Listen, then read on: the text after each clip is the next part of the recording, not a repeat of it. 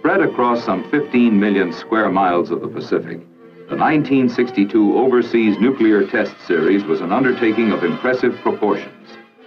The test program, under the code name of Operation Dominic, required a technical and operational buildup of unprecedented scope, with planning, preparation, and deployment, all on a tighter time scale than ever before attempted in overseas nuclear test operations. Concurrent testing at 4 widely separated points was necessary to meet these requirements. Off Christmas Island, a series of weapon development airdrop tests was made, followed by later drops in the Johnston Island danger area. All drop aircraft staged from Hawaii. A Polaris weapon system test was launched from the open sea into the northeast corner of the Christmas Island danger area. A combined ASROC anti-submarine weapon system and underwater effects test took place in the open ocean several hundred miles off San Diego. And high-altitude nuclear-tipped missiles were launched from Johnston Island, with instrumentation to gather weapon effects data distributed over wide areas of the Pacific Ocean basin. All were prescribed for completion in the shortest feasible time. Here are the highlights, from the high-priority inception of the operation to its successful termination. Operation Dominic was triggered by the Soviet resumption of atmospheric nuclear testing in September 1961. The Department of Defense, under presidential direction, on 24 October 1962, activated Joint Task Force 8 under the command of Major General Alfred D. Starbird to prepare for a series of nuclear tests in the Pacific. The job handed General Starbird and his staff was an enormous one. To plan, organize, and prepare the task force, and to complete the materiel buildup in time to be ready to fire by the 1st of April, a preparation time only 1/3 of that typical for previous, comparable but less complex test operations. Involved were the organization and movement of over 28,000 men, both military and civilian, along with preparation and shipping of almost 200,000 tons of materiel. Each man and each item was ticketed for a specific point somewhere in the vast Pacific Test Laboratory.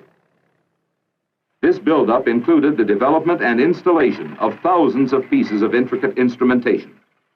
Some were fitted in trailers, some in modified aircraft or ships. Other apparatus was scheduled for direct movement overseas for placement at one or another of the 31 Task Force overseas sites, which first had to be built, including remote instrument stations carved out of tropical jungle growth. These preparations were all parts of the master plan rapidly taking shape. One group of operations was the weapon development tests. Initially, it was planned that these tests would be accomplished by placing an instrumented ship array in an open ocean area south of Hawaii to control and observe technical data from the detonation of the test devices, which would be dropped by a B-52 based in Hawaii. This airdrop method had a twofold mission. It would provide for the proof test of weapons which, during the moratorium, had gone into the national stockpile without having been tested in weaponized form. And it would provide for the test of new development devices of advanced design. Supplementing the shipboard apparatus were specially modified aircraft diagnostic platforms.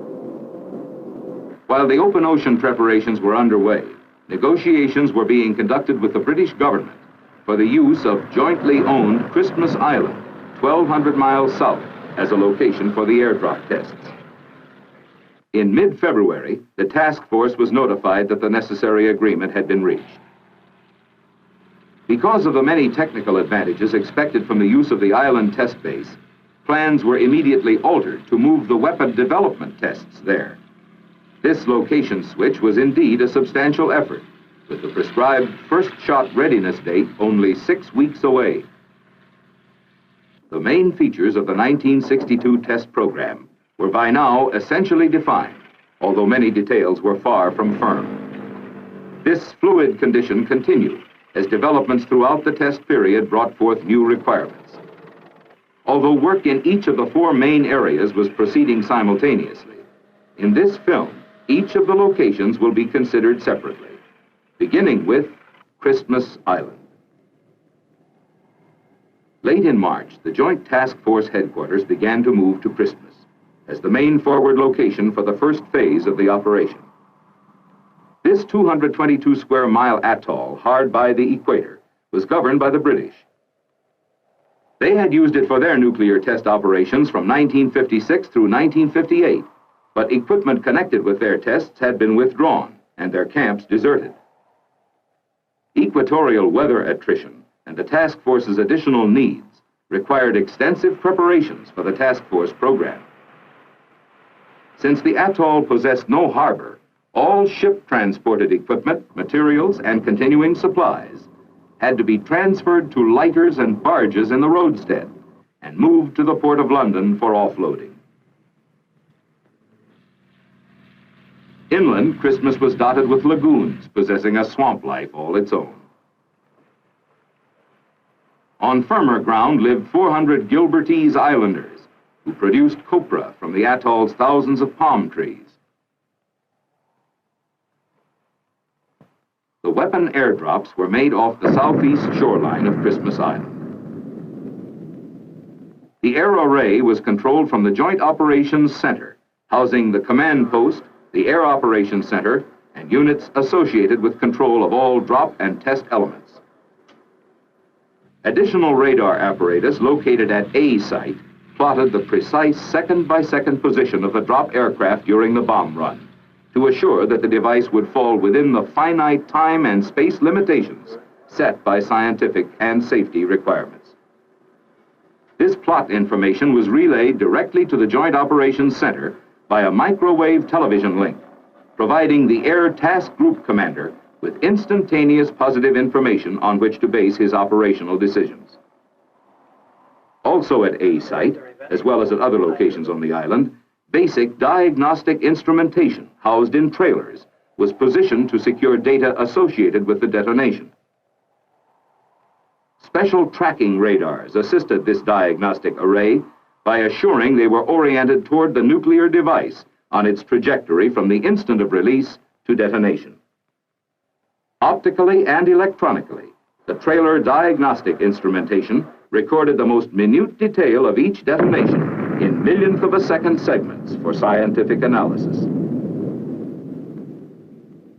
Under the precise positioning of the Air Operations Center, various types of aircraft also gathered additional diagnostic and weapon effects information. 2 modified C-130s were platforms for fireball measurements with high-speed cameras. They also carried other instrumentation to record data on internal device behavior. This technique, rudimentary at the start, was perfected to a high degree of effectiveness during the Christmas airdrops. Control aircraft backed up the Air Operations Center's positioning of the air array, along with checking out the feasibility of an all-airborne diagnostic concept.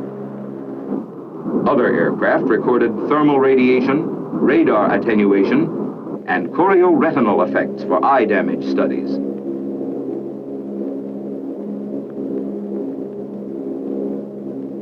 Specially instrumented KC-135 aircraft also recorded a variety of experimental data.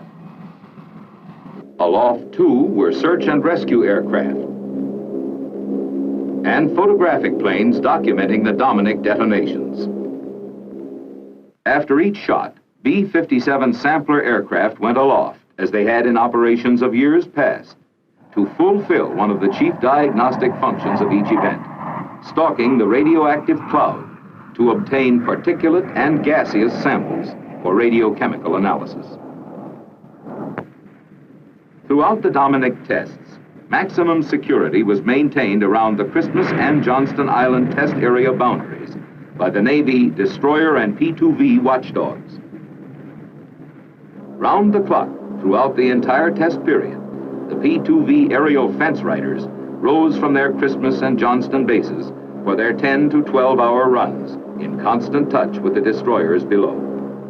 Daily, they greeted the Soviet instrumentation trawlers, which for 7 weeks lurked just beyond the danger zone periphery.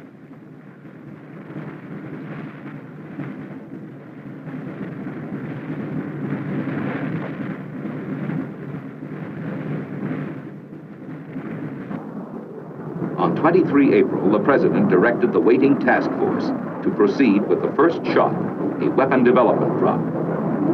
The initial airdrop was on the 25th of April, and the last on 11 July.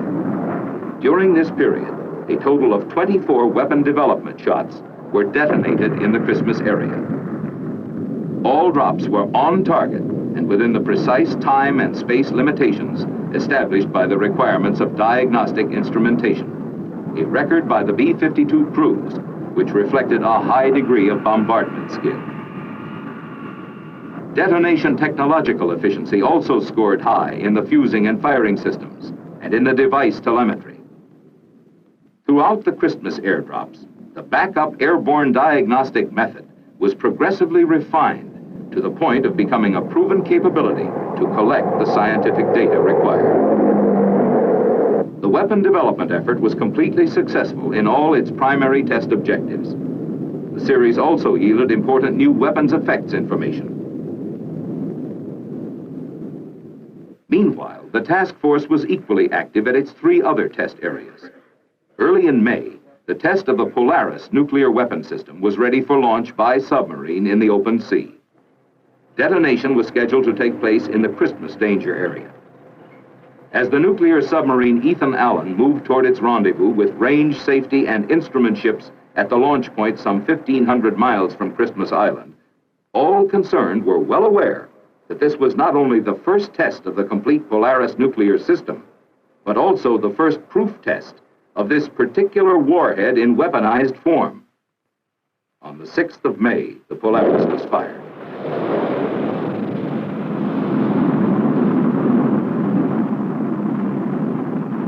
Two submarines near the burst area, together with orbiting Christmas-based aircraft, confirmed that the warhead detonated on target at expected yield. The first proof test of a United States ballistic missile nuclear warhead in its full re-entry environment was completely successful. Meanwhile, a group of task force ships several hundred miles off the Southern California coast were completing preparations for the ASROC event. This test had a dual purpose. It provided a system test for the nuclear ASROC anti-submarine weapon system, and also a major underwater nuclear effects test using a heavily instrumented test array. 11 May. With test equipment ready, the destroyer Agerholm moved on station. Her regular crew selected an unmodified stock ASROC and lofted its nuclear warhead toward a target centered in the test array. The entire operation was successful, with both the operational and effects test objectives achieved. During this same period, at Johnston Island, the launch center for the high altitude program, deployment of men and instrumentation had proceeded on schedule for a first event early in May.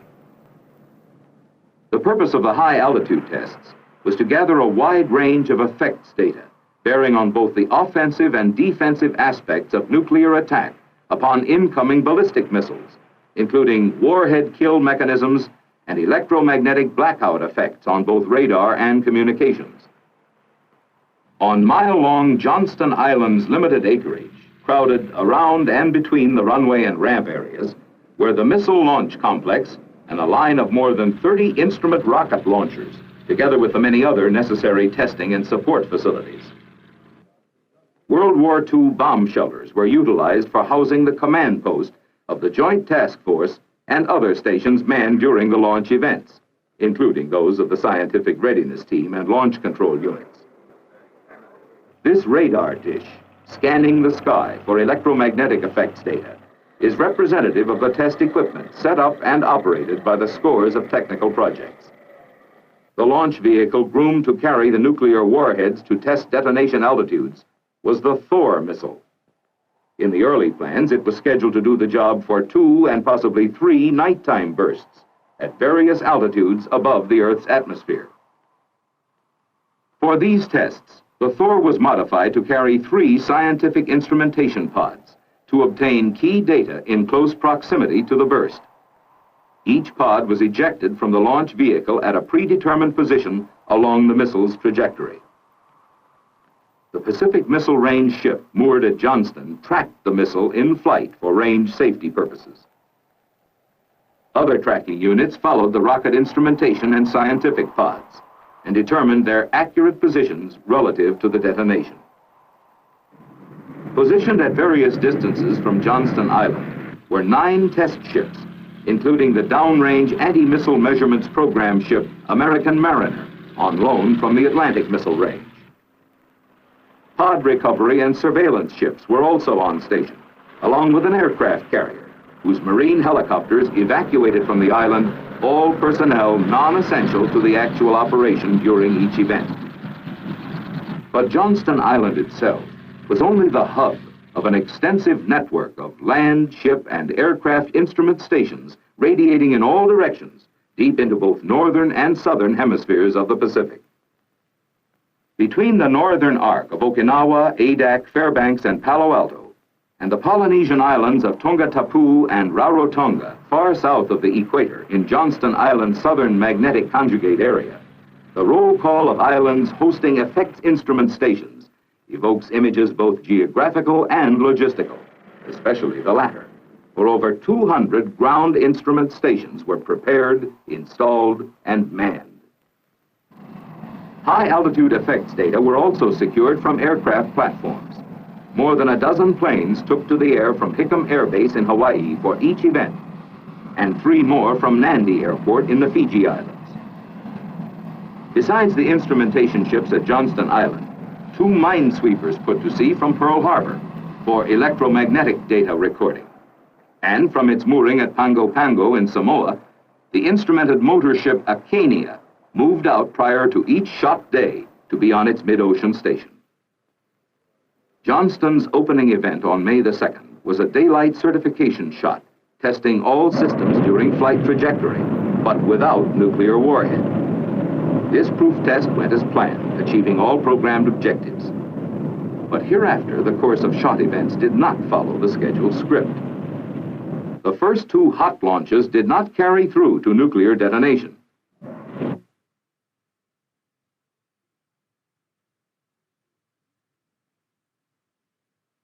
Neither of the failures was caused by the missile or warhead. On 8 July, the 3rd nuclear launch, another try for the very high-altitude Starfish event, was flawless, including the performance of the many auxiliary instrumentation rockets sent into selected trajectories about the burst region. Starfish detonated at its planned strength and height, producing wide upper atmosphere glow and extensive auroral effects. Here is how it appeared from Mount Haleakala on Hawaii's island of Maui.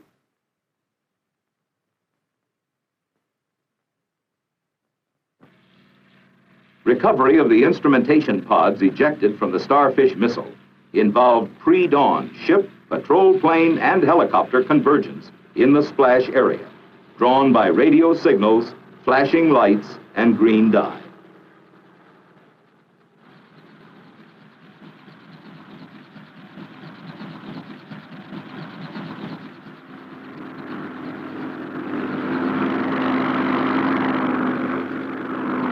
As soon as the pods were fished from the water, they were taken to the Johnston Island recovery area for removal of the scientific instrumentation.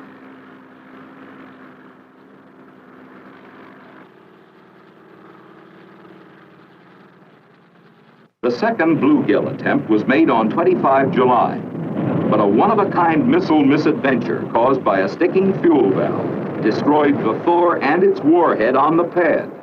The pad itself suffered extensive damage, including long-life radioactive contamination.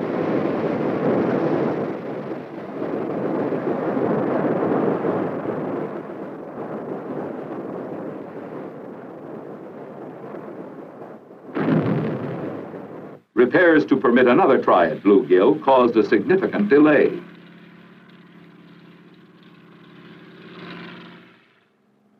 Additional construction on Johnston Island during this interim, as well as the scheduling of more shots, reflected the value attached to the testing being carried out on Operation Dominic. 3 more high-altitude effects missile events were added to secure data at different heights.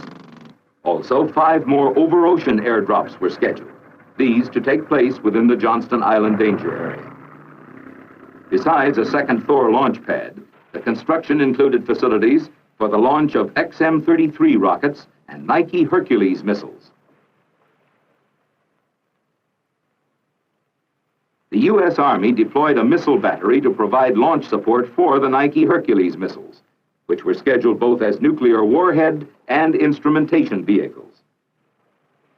On 15 October, high-altitude testing was resumed, resulting in another failure of a bluegill attempt, this time due to internal missile guidance malfunction. It was the last such disappointment. All remaining launches culminated in detonation at their planned altitudes. First came Checkmate, boosted to altitude by a Sargent-engined XM-33 rocket.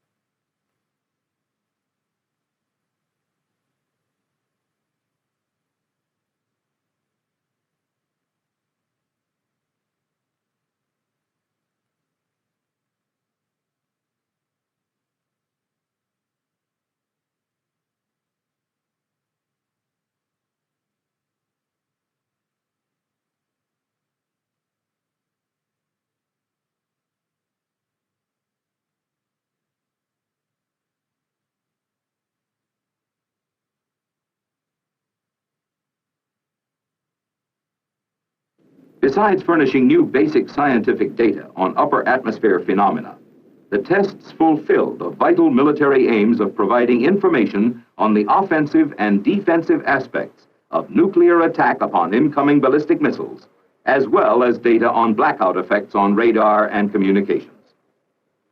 Meanwhile, the 5 additional weapon development airdrop tests in the Johnston Island danger area were conducted.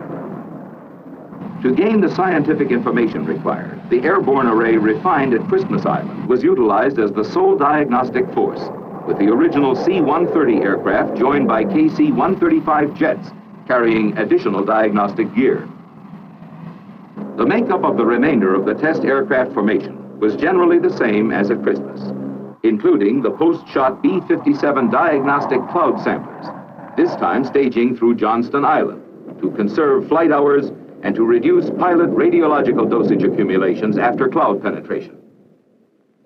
The air array was under the guidance of the Air Task Group Commander in one of the RC-121 aircraft, while overall control was maintained by the Joint Task Force Commander from Flag Plot in the Princeton near the drop area.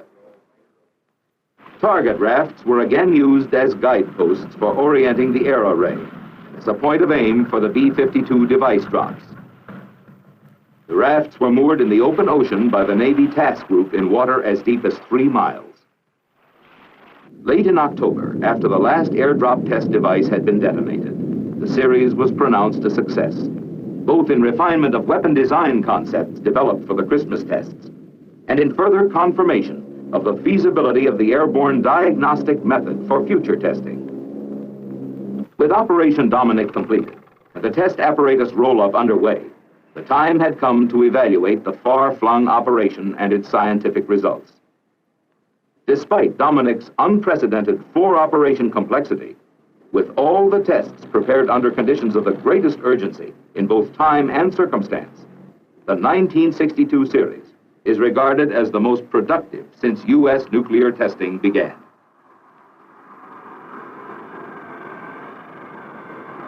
The analysis and correlation of Operation Dominic's wealth of test data will continue for some time. Nevertheless, the Atomic Energy Commission and the Department of Defense already have been enriched with vital inputs, both in new areas explored and information gaps plugged. This is reflected in the improvements of weaponry in the national stockpile, in new weapon design, and in the planning for future test programs, should the national interest require them. On all counts, Operation Dominic proved to be a significant milestone in the ever-vigilant task of keeping the nation's ramparts secure.